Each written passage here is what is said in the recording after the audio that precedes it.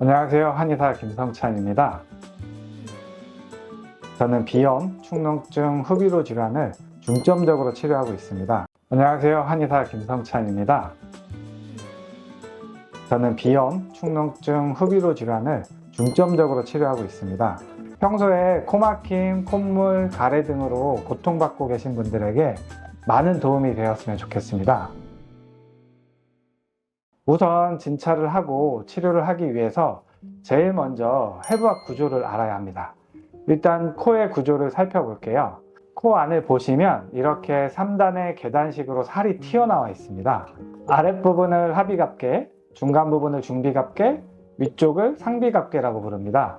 이 모양을 보시면 아시겠지만 마치 라디에이터 모양처럼 생겼습니다. 우리가 숨을 쉬면 코를 통해서 공기가 들어오는데 비갑계에서 찬 공기는 따뜻하게 데워주고 뜨거운 공기는 차갑게 식혀주는 온도 조절 기능을 하게 되고, 너무 습한 공기는 건조하게, 너무 건조한 공기는 습하게 적절히 습도 조절 기능을 하게 됩니다. 비갑계는 외부 환경이나 몸이 컨디션에 따라 부었다 가라앉았다 합니다. 찬바람이 불면 공기를 빨리 데우기 위해서 비갑계가 부풀어서 코가 막히게 되고, 따뜻해지면 가라앉으면서 코가 뚫리게 되는 것이죠. 에어컨 바람이나 찬바람 쐬면 코가 막히는 분들이 이런 경우죠. 코막힘으로 고생했던 분은 아실 거예요. 왼쪽이 막혔다, 오른쪽이 막혔다 하잖아요. 그게 비인두가 부었다 가라앉았다 하면서 생기는 현상이에요. 만약 만성적으로 붓게 되면 만성 코막힘이 올 수 있는 것이죠. 여기는 귀와 코가 연결되는 이관입니다. 코와 귀가 연결되어 있는 줄 모르는 분들이 많습니다. 코와 귀가 관으로 연결되어 있는데 이 부분을 이관이라고 부릅니다. 그러면 콧물이 너무 많아져서 코 안에서 넘쳐서 이관을 타고 귀로 이동할 수 있겠죠. 그러면 중이염이 오는 것입니다. 그러면 중이염은 애초에 귀의 문제가 아니고 코의 문제일 수 있겠죠.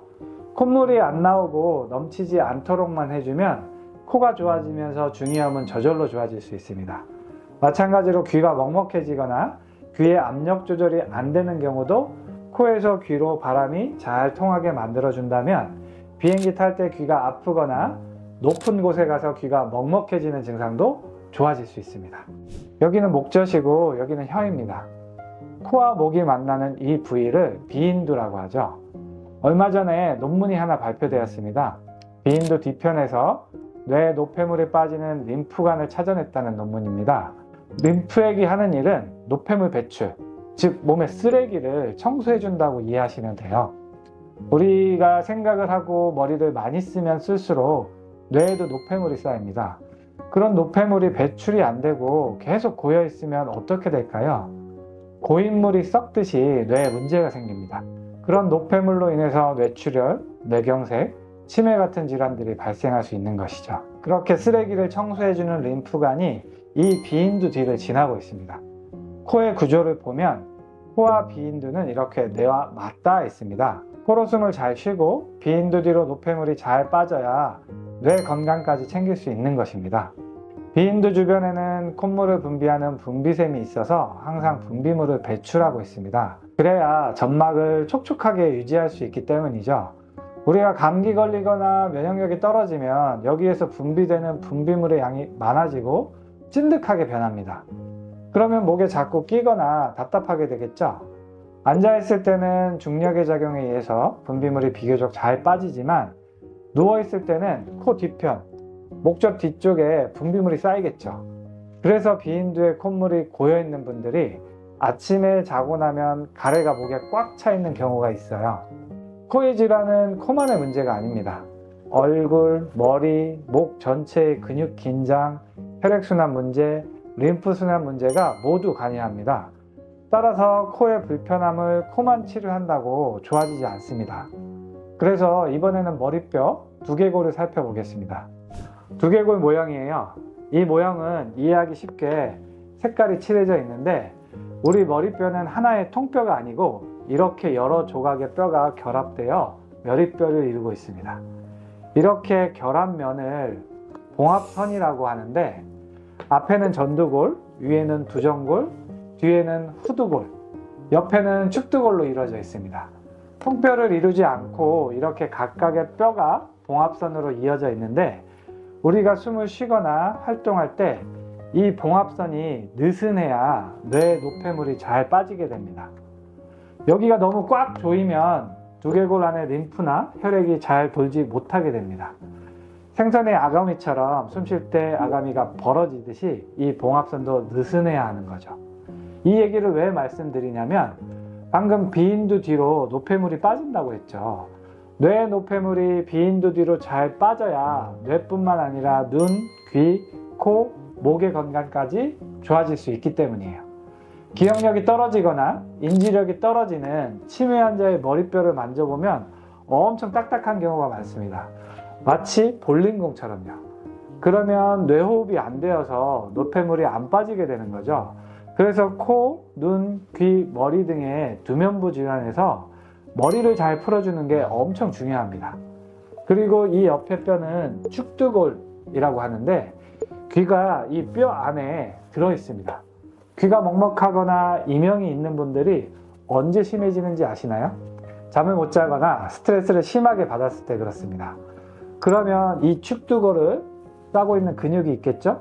그게 바로 축두근인데, 신경을 많이 쓰거나 스트레스를 받으면 축두근이 긴장하게 됩니다. 그러면 이 축두골을 압박하게 되겠죠? 그러면 축두골 내부에 있는 귀의 부속기관들의 기능을 저하시키게 됩니다. 아무래도 귀 쪽으로 안 좋아집니다. 이렇게 코, 비인두의 내부 구조를 알고 머리뼈의 모양도 알았으니, 다음은 머리, 얼굴, 목을 싸고 있는 근육에 대해서 알아야 합니다. 어깨, 허리가 아프면 침 치료를 하거나 마사지를 받아서 근육 긴장을 풀면서 통증을 해결하잖아요. 마찬가지로 머리, 얼굴, 목의 근육에 긴장이 심해도 비염, 축농증, 후비루가 심해질 수 있습니다. 구조를 한번 같이 보시죠. 이렇게 사람 얼굴을 보면 근육이 복잡하기도 하고 엄청 많습니다. 먼저 보실 것은 승모근입니다. 많이들 들어보셨을 거예요. 고개를 숙였다 들었다 하는 역할을 합니다. 이렇게 큰 근육이 머리부터 뒷목, 어깨까지 이어져 있습니다. 여기에 문제가 생기면 뒷부분에 다 영향을 끼칩니다. 만약 승모근이 너무 긴장해서 뒷머리 압력이 높아지면 눈이 뻑뻑해지고 코가 건조해지거나 막히고 두통이 자주 생깁니다. 누가 뒷머리를 계속 잡아당기고 있다고 생각하면 이해하기 쉬우실 거예요. 다음은 흉쇄유돌근입니다.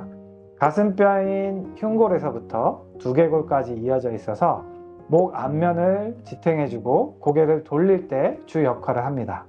이 근육이 긴장하면 편두통이나 눈 주위가 아플 수 있고, 귀 가까이 있기 때문에 귀 쪽으로도 불편할 수 있습니다. 앞에서 귀는 코와 연결되어 있다고 말씀드렸죠?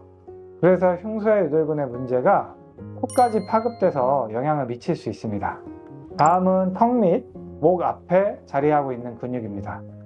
후비루 환자분들이 오시면, 원장님 여기에 딱 거래가 걸려있는 느낌이에요 라고 하면서 이 부위를 많이 짚으십니다.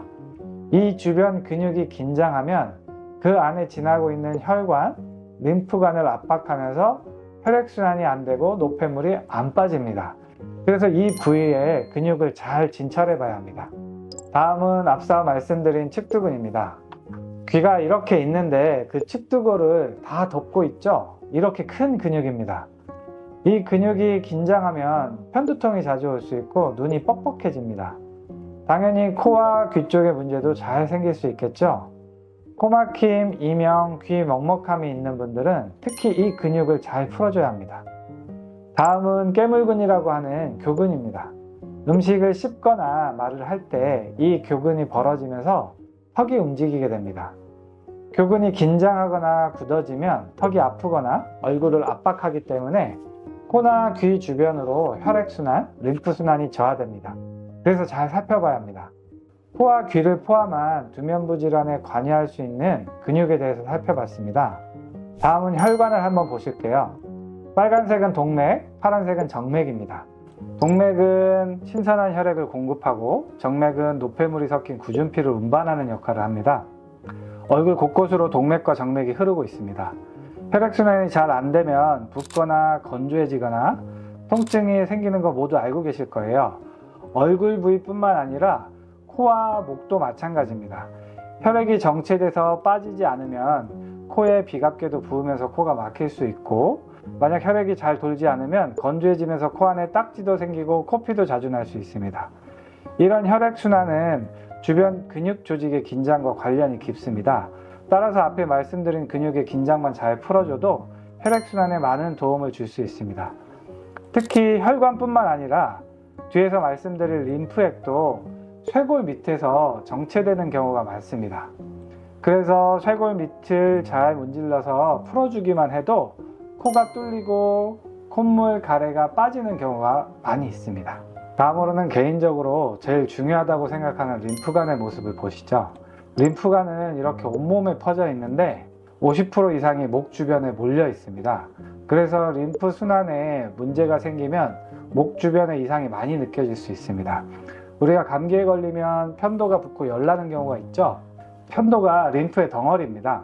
외부에서 나쁜 바이러스가 침투하면 우리 몸의 군대인 림프가 우리 몸을 지키기 위해서 바이러스와 전투를 벌입니다.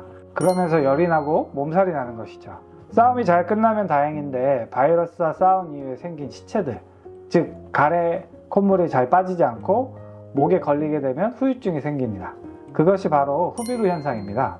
코로나 걸리고 나서 또는 독감을 심하게 앓고 나서 그리고 감기를 심하게 앓고 나서 후유증으로 기침, 가래, 목 이물감을 호소하는 분들이 많으시죠?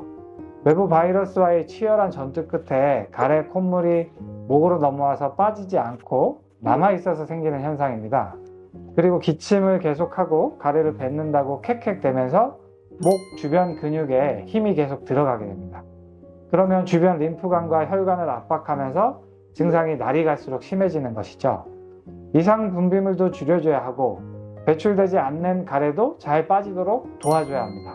코막힘으로 불편하신 분들 중에 잘 때 좌측으로 돌아누우면 우측이 뚫리고 우측으로 돌아누우면 좌측으로 뚫리는 분들이 있으실 거예요.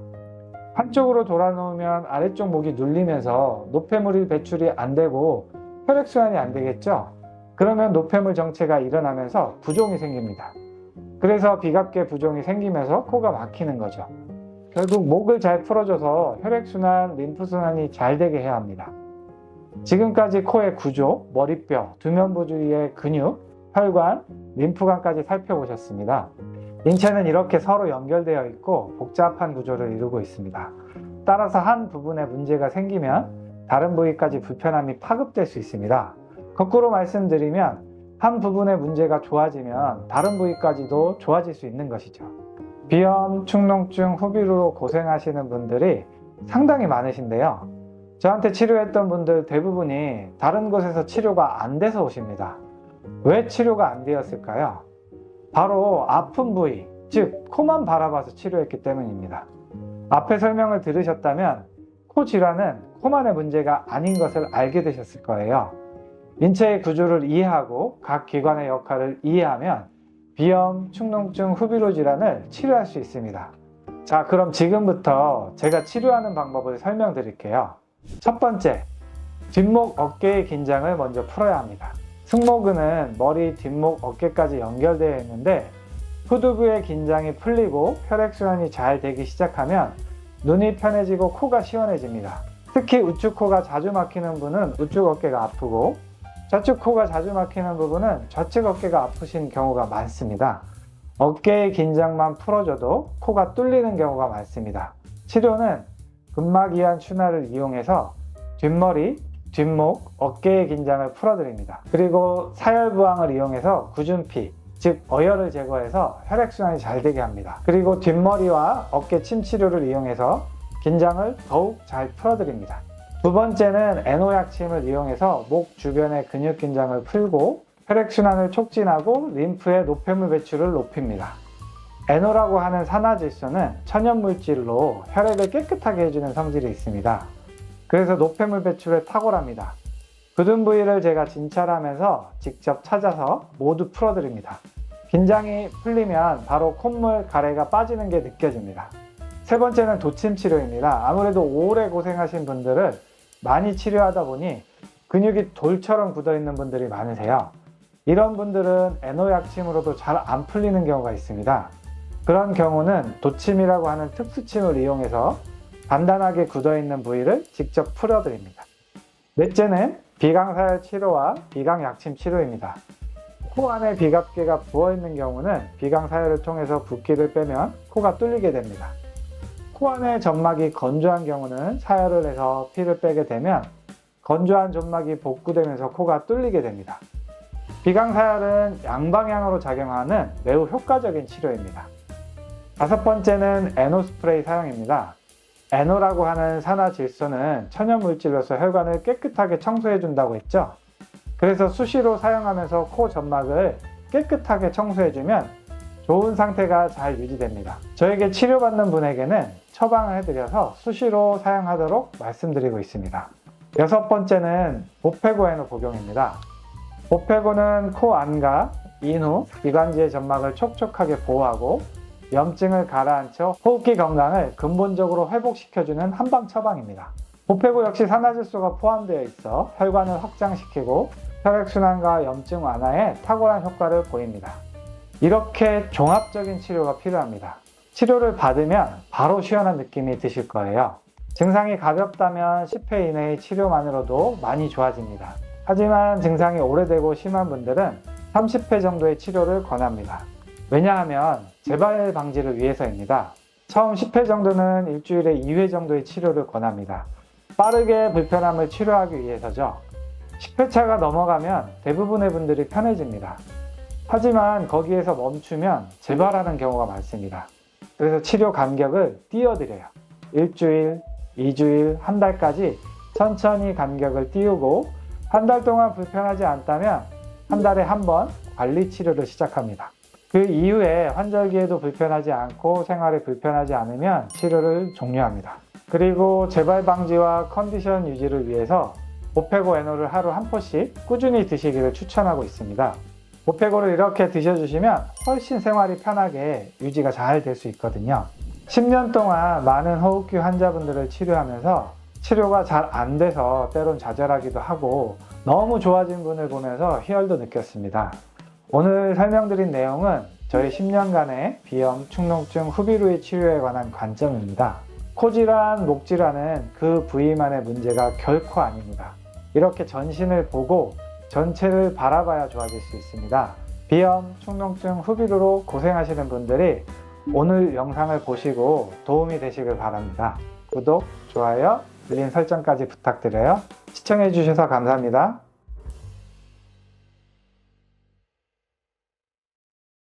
안녕하세요. 한의사 김성찬입니다. 저는 비염, 축농증, 후비루 질환을 중점적으로 치료하고 있습니다. 평소에 코막힘, 콧물, 가래 등으로 고통받고 계신 분들에게 많은 도움이 되었으면 좋겠습니다. 우선 진찰을 하고 치료를 하기 위해서 제일 먼저 해부학 구조를 알아야 합니다. 일단 코의 구조를 살펴볼게요. 코 안을 보시면 이렇게 3단의 계단식으로 살이 튀어나와 있습니다. 아랫부분을 하비갑계, 중간 부분을 중비갑계, 위쪽을 상비갑계라고 부릅니다. 이 모양을 보시면 아시겠지만 마치 라디에이터 모양처럼 생겼습니다. 우리가 숨을 쉬면 코를 통해서 공기가 들어오는데 비갑계에서 찬 공기는 따뜻하게 데워주고 뜨거운 공기는 차갑게 식혀주는 온도 조절 기능을 하게 되고 너무 습한 공기는 건조하게, 너무 건조한 공기는 습하게 적절히 습도 조절 기능을 하게 됩니다. 비갑계는 외부 환경이나 몸이 컨디션에 따라 부었다 가라앉았다 합니다. 찬바람이 불면 공기를 빨리 데우기 위해서 비갑계가 부풀어서 코가 막히게 되고 따뜻해지면 가라앉으면서 코가 뚫리게 되는 것이죠. 에어컨 바람이나 찬바람 쐬면 코가 막히는 분들이 이런 경우죠. 코 막힘으로 고생했던 분은 아실 거예요. 왼쪽이 막혔다, 오른쪽이 막혔다 하잖아요.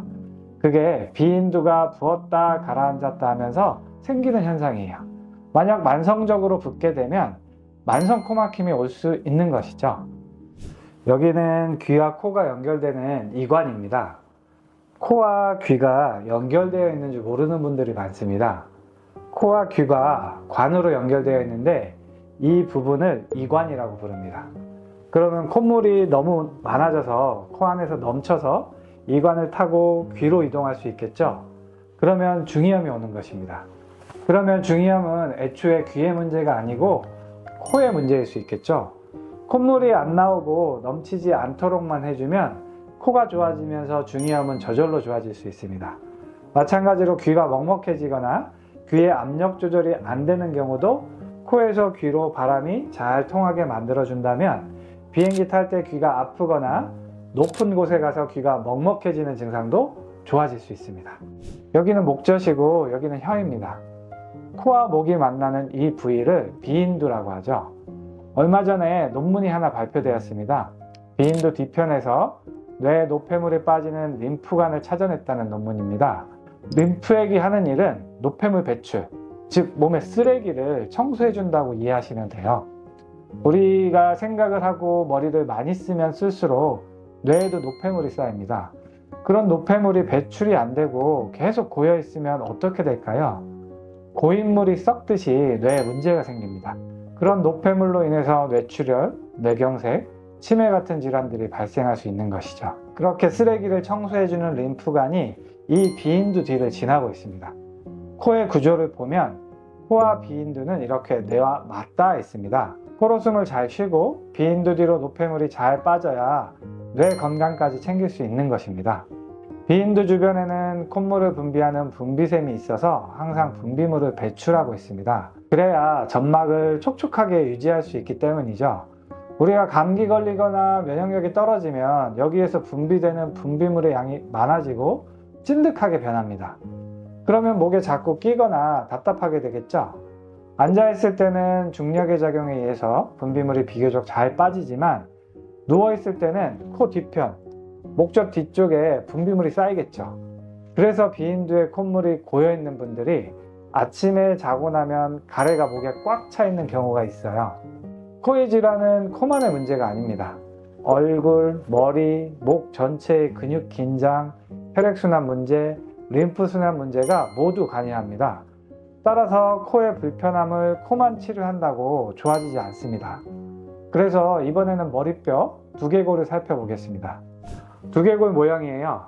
이 모형은 이해하기 쉽게 색깔이 칠해져 있는데 우리 머리뼈는 하나의 통뼈가 아니고 이렇게 여러 조각의 뼈가 결합되어 머리뼈를 이루고 있습니다.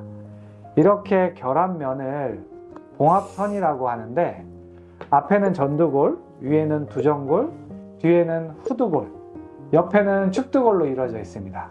통뼈를 이루지 않고 이렇게 각각의 뼈가 봉합선으로 이어져 있는데 우리가 숨을 쉬거나 활동할 때 이 봉합선이 느슨해야 뇌 노폐물이 잘 빠지게 됩니다. 여기가 너무 꽉 조이면 두개골 안에 림프나 혈액이 잘 돌지 못하게 됩니다. 생선의 아가미처럼 숨 쉴 때 아가미가 벌어지듯이 이 봉합선도 느슨해야 하는 거죠. 이 얘기를 왜 말씀드리냐면 방금 비인두 뒤로 노폐물이 빠진다고 했죠. 뇌 노폐물이 비인두 뒤로 잘 빠져야 뇌뿐만 아니라 눈, 귀, 코, 목의 건강까지 좋아질 수 있기 때문이에요.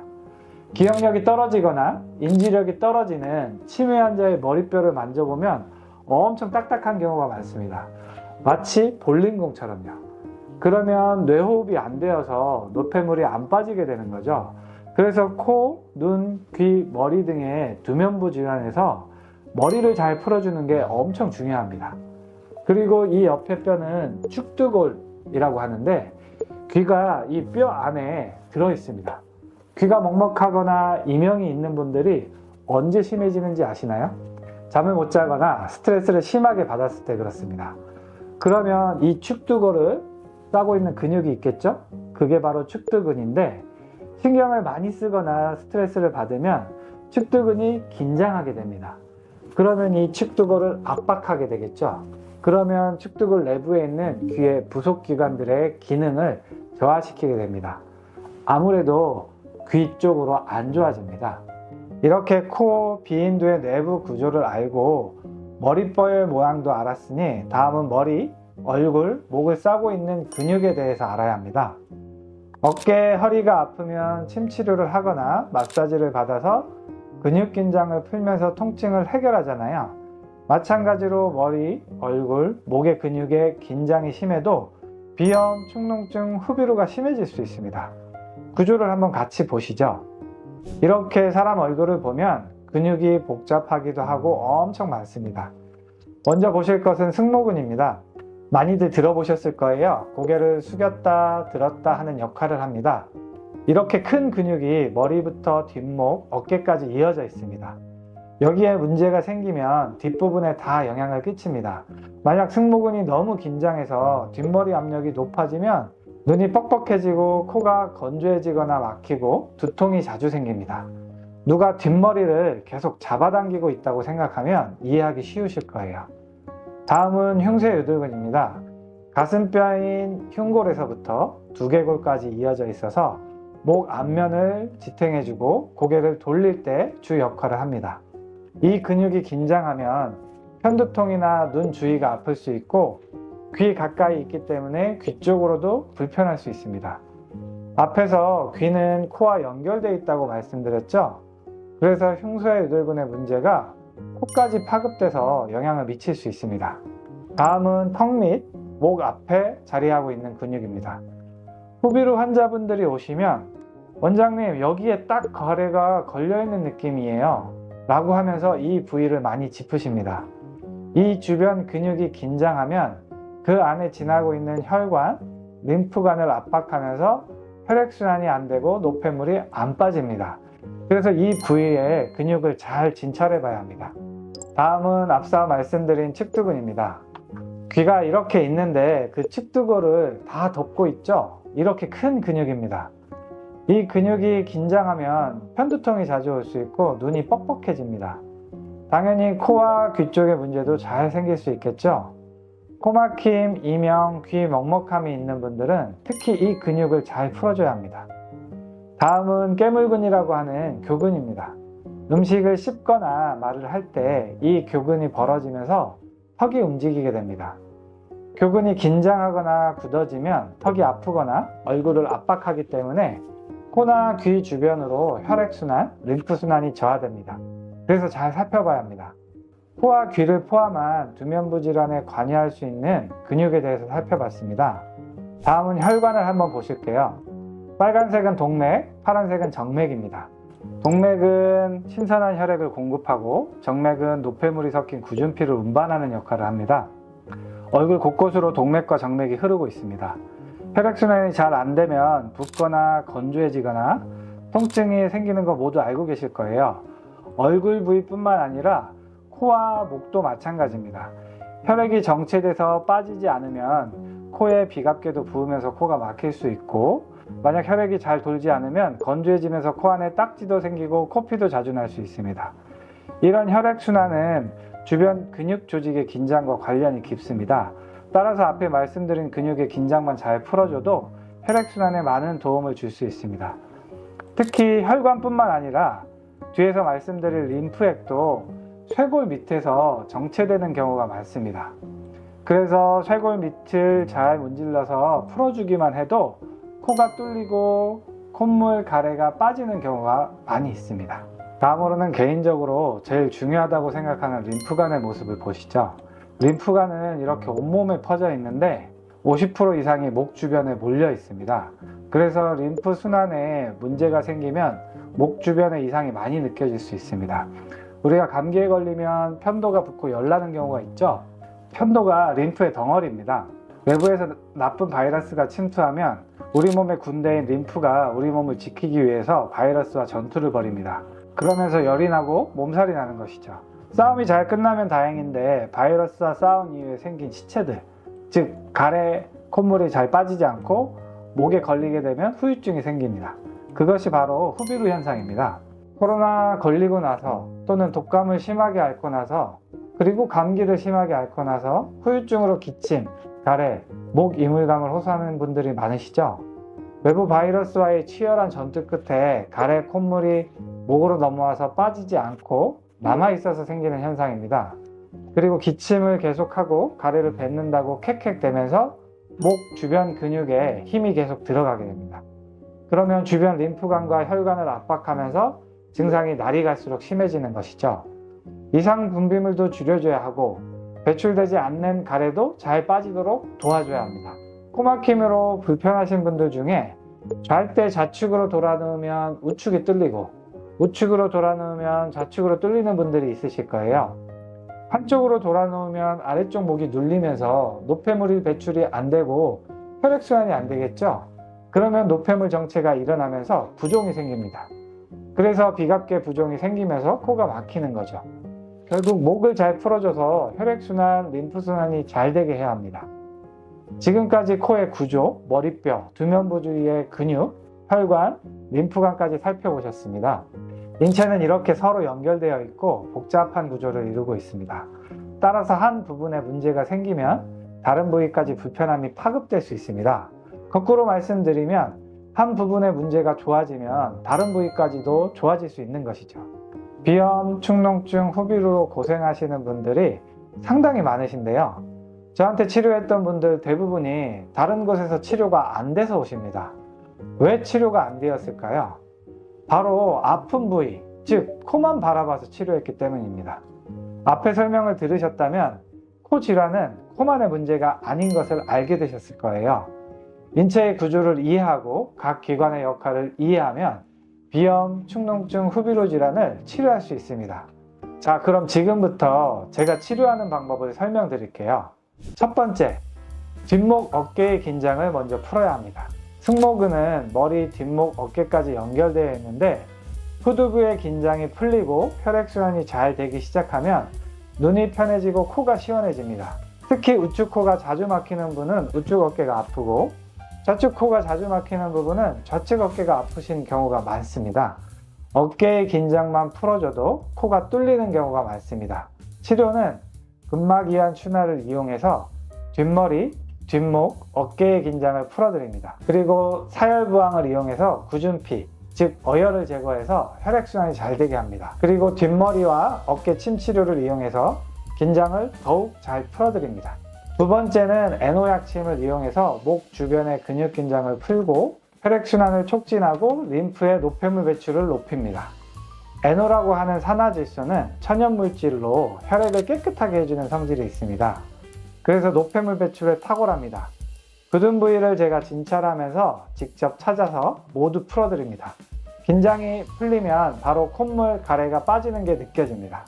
세 번째는 도침 치료입니다. 아무래도 오래 고생하신 분들을 많이 치료하다 보니 근육이 돌처럼 굳어있는 분들이 많으세요. 이런 분들은 애노약침으로도 잘 안 풀리는 경우가 있습니다. 그런 경우는 도침이라고 하는 특수침을 이용해서 단단하게 굳어있는 부위를 직접 풀어드립니다. 넷째는 비강사열 치료와 비강약침 치료입니다. 코 안에 비갑계가 부어있는 경우는 비강사열을 통해서 붓기를 빼면 코가 뚫리게 됩니다. 코 안에 점막이 건조한 경우는 사열을 해서 피를 빼게 되면 건조한 점막이 복구되면서 코가 뚫리게 됩니다.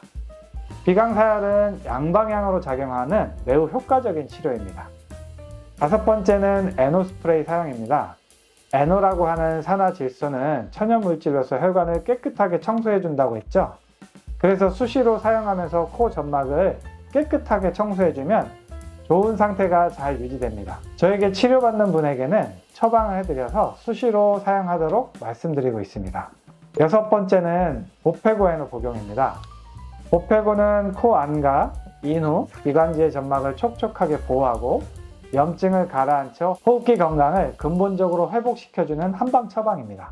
보페고 역시 산화질소가 포함되어 있어 혈관을 확장시키고 혈액순환과 염증 완화에 탁월한 효과를 보입니다. 이렇게 종합적인 치료가 필요합니다. 치료를 받으면 바로 시원한 느낌이 드실 거예요. 증상이 가볍다면 10회 이내의 치료만으로도 많이 좋아집니다. 하지만 증상이 오래되고 심한 분들은 30회 정도의 치료를 권합니다. 왜냐하면 재발 방지를 위해서입니다. 처음 10회 정도는 일주일에 2회 정도의 치료를 권합니다. 빠르게 불편함을 치료하기 위해서죠. 10회차가 넘어가면 대부분의 분들이 편해집니다. 하지만 거기에서 멈추면 재발하는 경우가 많습니다.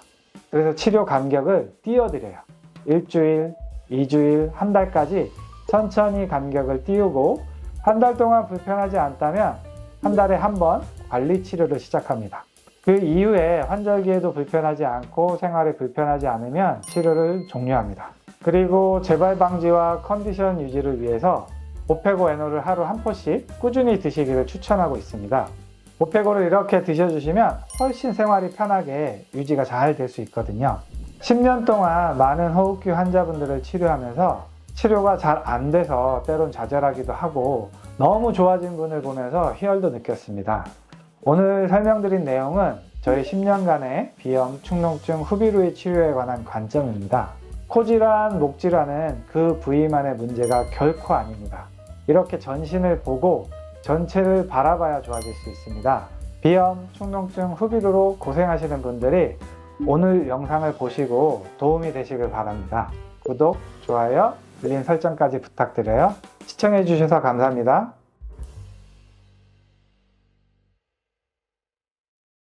안녕하세요. 한의사 김성찬입니다. 저는 비염, 축농증, 후비루 질환을 중점적으로 치료하고 있습니다. 평소에 코막힘, 콧물, 가래 등으로 고통받고 계신 분들에게 많은 도움이 되었으면 좋겠습니다. 우선 진찰을 하고 치료를 하기 위해서 제일 먼저 해부학 구조를 알아야 합니다. 일단 코의 구조를 살펴볼게요. 코 안을 보시면 이렇게 3단의 계단식으로 살이 튀어나와 있습니다. 아랫부분을 하비갑계, 중간 부분을 중비갑계, 위쪽을 상비갑계라고 부릅니다. 이 모양을 보시면 아시겠지만 마치 라디에이터 모양처럼 생겼습니다. 우리가 숨을 쉬면 코를 통해서 공기가 들어오는데 비갑계에서 찬 공기는 따뜻하게 데워주고 뜨거운 공기는 차갑게 식혀주는 온도 조절 기능을 하게 되고 너무 습한 공기는 건조하게, 너무 건조한 공기는 습하게 적절히 습도 조절 기능을 하게 됩니다. 비갑계는 외부 환경이나 몸이 컨디션에 따라 부었다 가라앉았다 합니다. 찬바람이 불면 공기를 빨리 데우기 위해서 비갑계가 부풀어서 코가 막히게 되고 따뜻해지면 가라앉으면서 코가 뚫리게 되는 것이죠. 에어컨 바람이나 찬바람 쐬면 코가 막히는 분들이 이런 경우죠. 코 막힘으로 고생했던 분은 아실 거예요. 왼쪽이 막혔다, 오른쪽이 막혔다 하잖아요. 그게 비인두가 부었다 가라앉았다 하면서 생기는 현상이에요. 만약 만성적으로 붓게 되면 만성 코막힘이 올 수 있는 것이죠. 여기는 귀와 코가 연결되는 이관입니다. 코와 귀가 연결되어 있는 줄 모르는 분들이 많습니다. 코와 귀가 관으로 연결되어 있는데 이 부분을 이관이라고 부릅니다. 그러면 콧물이 너무 많아져서 코 안에서 넘쳐서 이관을 타고 귀로 이동할 수 있겠죠? 그러면 중이염이 오는 것입니다. 그러면 중이염은 애초에 귀의 문제가 아니고 코의 문제일 수 있겠죠? 콧물이 안 나오고 넘치지 않도록만 해주면 코가 좋아지면서 중이염은 저절로 좋아질 수 있습니다.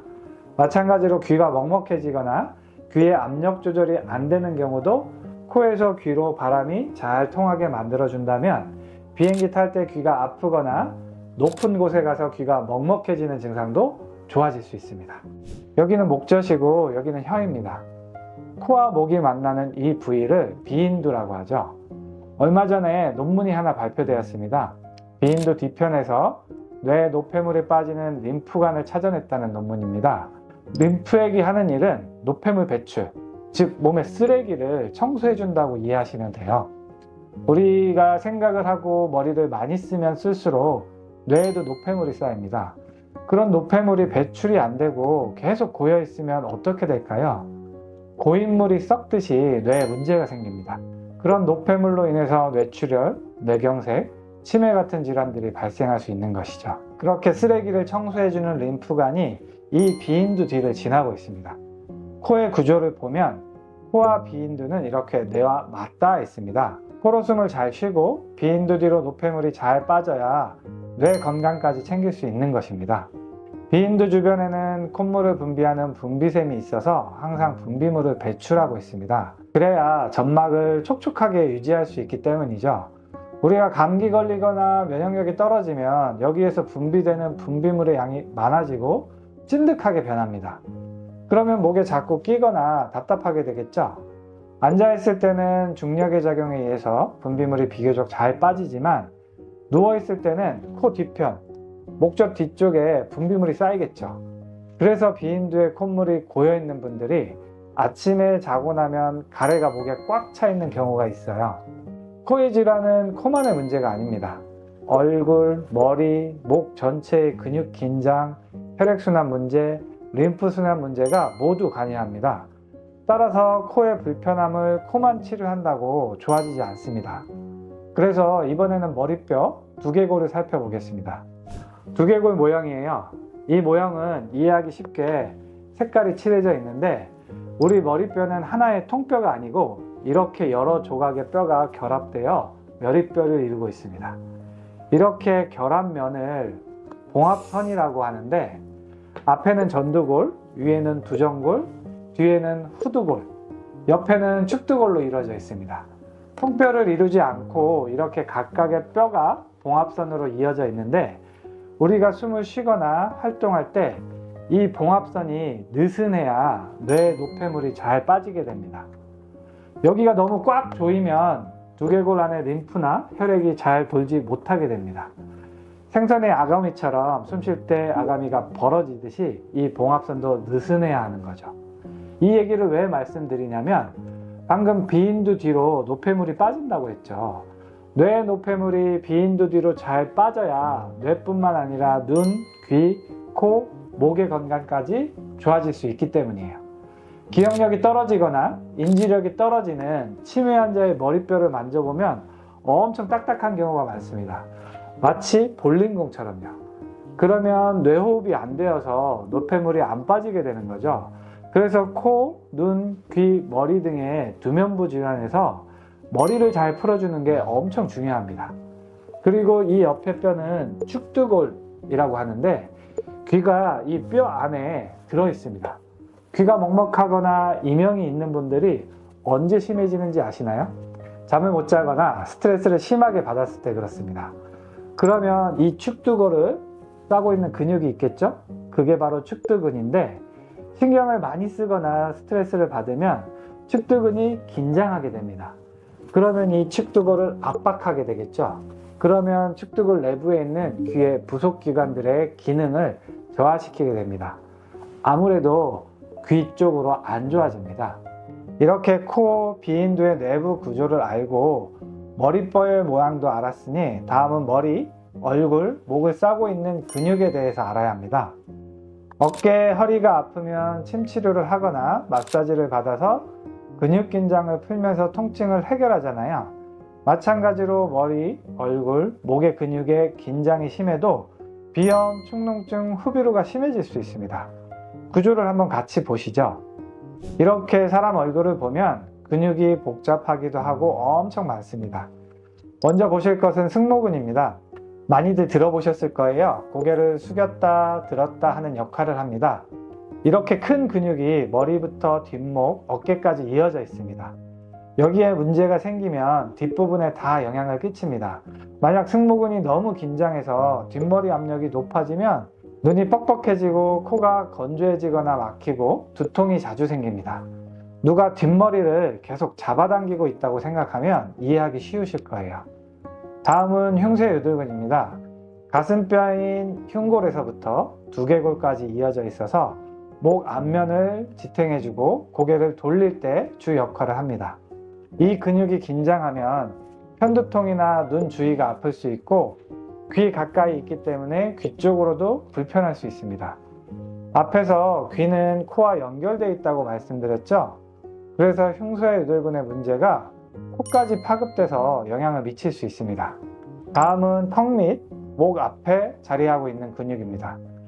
후비루 환자분들이 오시면 원장님 여기에 딱 가래가 걸려있는 느낌이에요 라고 하면서 이 부위를 많이 짚으십니다. 이 주변 근육이 긴장하면 그 안에 지나고 있는 혈관, 림프관을 압박하면서 혈액순환이 안 되고 노폐물이 안 빠집니다. 그래서 이 부위에 근육을 잘 진찰해 봐야 합니다. 다음은 앞서 말씀드린 측두근입니다. 귀가 이렇게 있는데 그 측두골을 다 덮고 있죠? 이렇게 큰 근육입니다. 이 근육이 긴장하면 편두통이 자주 올 수 있고 눈이 뻑뻑해집니다. 당연히 코와 귀 쪽의 문제도 잘 생길 수 있겠죠? 코막힘, 이명, 귀 먹먹함이 있는 분들은 특히 이 근육을 잘 풀어줘야 합니다. 다음은 깨물근이라고 하는 교근입니다. 음식을 씹거나 말을 할 때 이 교근이 벌어지면서 턱이 움직이게 됩니다. 교근이 긴장하거나 굳어지면 턱이 아프거나 얼굴을 압박하기 때문에 코나 귀 주변으로 혈액순환, 림프순환이 저하됩니다. 그래서 잘 살펴봐야 합니다. 코와 귀를 포함한 두면부 질환에 관여할 수 있는 근육에 대해서 살펴봤습니다. 다음은 혈관을 한번 보실게요. 빨간색은 동맥, 파란색은 정맥입니다. 동맥은 신선한 혈액을 공급하고 정맥은 노폐물이 섞인 굳은 피를 운반하는 역할을 합니다. 얼굴 곳곳으로 동맥과 정맥이 흐르고 있습니다. 혈액순환이 잘 안되면 붓거나 건조해지거나 통증이 생기는 거 모두 알고 계실 거예요. 얼굴 부위뿐만 아니라 코와 목도 마찬가지입니다. 혈액이 정체돼서 빠지지 않으면 코에 비갑게도 부으면서 코가 막힐 수 있고, 만약 혈액이 잘 돌지 않으면 건조해지면서 코 안에 딱지도 생기고 코피도 자주 날 수 있습니다. 이런 혈액순환은 주변 근육 조직의 긴장과 관련이 깊습니다. 따라서 앞에 말씀드린 근육의 긴장만 잘 풀어줘도 혈액순환에 많은 도움을 줄 수 있습니다. 특히 혈관뿐만 아니라 뒤에서 말씀드릴 림프액도 쇄골 밑에서 정체되는 경우가 많습니다. 그래서 쇄골 밑을 잘 문질러서 풀어주기만 해도 코가 뚫리고 콧물, 가래가 빠지는 경우가 많이 있습니다. 다음으로는 개인적으로 제일 중요하다고 생각하는 림프관의 모습을 보시죠. 림프관은 이렇게 온몸에 퍼져 있는데 50% 이상이 목 주변에 몰려 있습니다. 그래서 림프 순환에 문제가 생기면 목 주변에 이상이 많이 느껴질 수 있습니다. 우리가 감기에 걸리면 편도가 붓고 열나는 경우가 있죠. 편도가 림프의 덩어리입니다. 외부에서 나쁜 바이러스가 침투하면 우리 몸의 군대인 림프가 우리 몸을 지키기 위해서 바이러스와 전투를 벌입니다. 그러면서 열이 나고 몸살이 나는 것이죠. 싸움이 잘 끝나면 다행인데 바이러스와 싸운 이후에 생긴 시체들, 즉 가래, 콧물이 잘 빠지지 않고 목에 걸리게 되면 후유증이 생깁니다. 그것이 바로 후비루 현상입니다. 코로나 걸리고 나서 또는 독감을 심하게 앓고 나서 그리고 감기를 심하게 앓고 나서 후유증으로 기침, 가래, 목 이물감을 호소하는 분들이 많으시죠? 외부 바이러스와의 치열한 전투 끝에 가래, 콧물이 목으로 넘어와서 빠지지 않고 남아있어서 생기는 현상입니다. 그리고 기침을 계속하고 가래를 뱉는다고 캑캑대면서 목 주변 근육에 힘이 계속 들어가게 됩니다. 그러면 주변 림프관과 혈관을 압박하면서 증상이 날이 갈수록 심해지는 것이죠. 이상 분비물도 줄여줘야 하고 배출되지 않는 가래도 잘 빠지도록 도와줘야 합니다. 코막힘으로 불편하신 분들 중에 잘 때 좌측으로 돌아누우면 우측이 뚫리고 우측으로 돌아누우면 좌측으로 뚫리는 분들이 있으실 거예요. 한쪽으로 돌아누우면 아래쪽 목이 눌리면서 노폐물이 배출이 안 되고 혈액순환이 안 되겠죠? 그러면 노폐물 정체가 일어나면서 부종이 생깁니다. 그래서 비갑게 부종이 생기면서 코가 막히는 거죠. 결국 목을 잘 풀어줘서 혈액순환, 림프순환이 잘 되게 해야 합니다. 지금까지 코의 구조, 머리뼈, 두면부 주위의 근육, 혈관, 림프관까지 살펴보셨습니다. 인체는 이렇게 서로 연결되어 있고 복잡한 구조를 이루고 있습니다. 따라서 한 부분에 문제가 생기면 다른 부위까지 불편함이 파급될 수 있습니다. 거꾸로 말씀드리면 한 부분의 문제가 좋아지면 다른 부위까지도 좋아질 수 있는 것이죠. 비염, 축농증, 후비루로 고생하시는 분들이 상당히 많으신데요. 저한테 치료했던 분들 대부분이 다른 곳에서 치료가 안 돼서 오십니다. 왜 치료가 안 되었을까요? 바로 아픈 부위, 즉 코만 바라봐서 치료했기 때문입니다.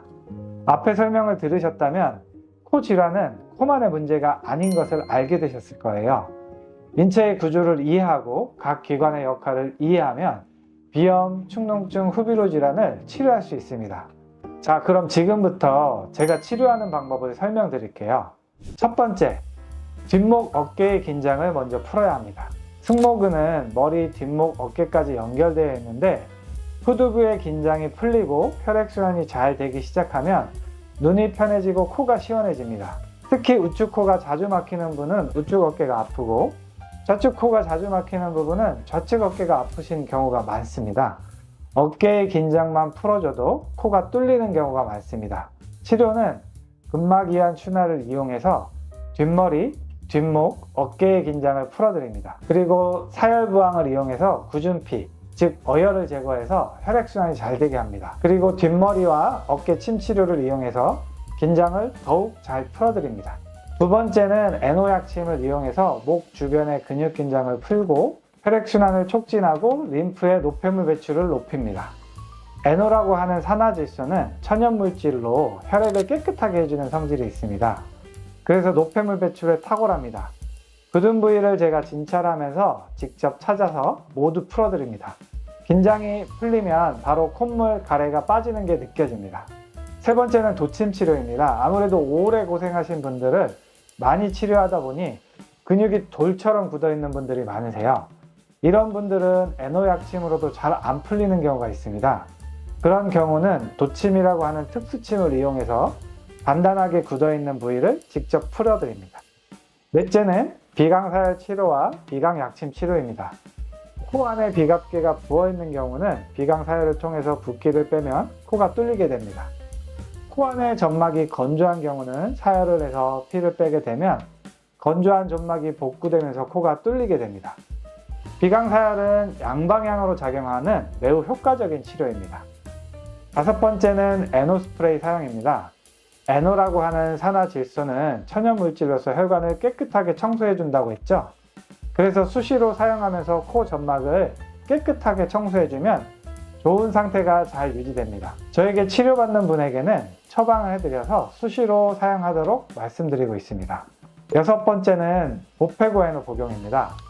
보페고는 코 안과 인후, 기관지의 점막을 촉촉하게 보호하고 염증을 가라앉혀 호흡기 건강을 근본적으로 회복시켜주는 한방 처방입니다. 보페고 역시 산화질소가 포함되어 있어 혈관을 확장시키고 혈액순환과 염증 완화에 탁월한 효과를 보입니다. 이렇게 종합적인 치료가 필요합니다. 치료를 받으면 바로 시원한 느낌이 드실 거예요. 증상이 가볍다면 10회 이내의 치료만으로도 많이 좋아집니다. 하지만 증상이 오래되고 심한 분들은 30회 정도의 치료를 권합니다. 왜냐하면 재발 방지를 위해서입니다. 처음 10회 정도는 일주일에 2회 정도의 치료를 권합니다. 빠르게 불편함을 치료하기 위해서죠. 10회차가 넘어가면 대부분의 분들이 편해집니다. 하지만 거기에서 멈추면 재발하는 경우가 많습니다. 그래서 치료 간격을 띄워드려요. 일주일, 2주일, 한 달까지 천천히 간격을 띄우고 한 달 동안 불편하지 않다면 한 달에 한 번 관리 치료를 시작합니다. 그 이후에 환절기에도 불편하지 않고 생활에 불편하지 않으면 치료를 종료합니다. 그리고 재발 방지와 컨디션 유지를 위해서 보페고 애노를 하루 한 포씩 꾸준히 드시기를 추천하고 있습니다. 보페고를 이렇게 드셔주시면 훨씬 생활이 편하게 유지가 잘 될 수 있거든요. 10년 동안 많은 호흡기 환자분들을 치료하면서 치료가 잘 안 돼서 때론 좌절하기도 하고 너무 좋아진 분을 보면서 희열도 느꼈습니다. 오늘 설명드린 내용은 저희 10년간의 비염, 축농증, 후비루의 치료에 관한 관점입니다. 코질환, 목질환은 그 부위만의 문제가 결코 아닙니다. 이렇게 전신을 보고 전체를 바라봐야 좋아질 수 있습니다. 비염, 축농증, 후비루로 고생하시는 분들이 오늘 영상을 보시고 도움이 되시길 바랍니다. 구독, 좋아요, 알림 설정까지 부탁드려요. 시청해주셔서 감사합니다.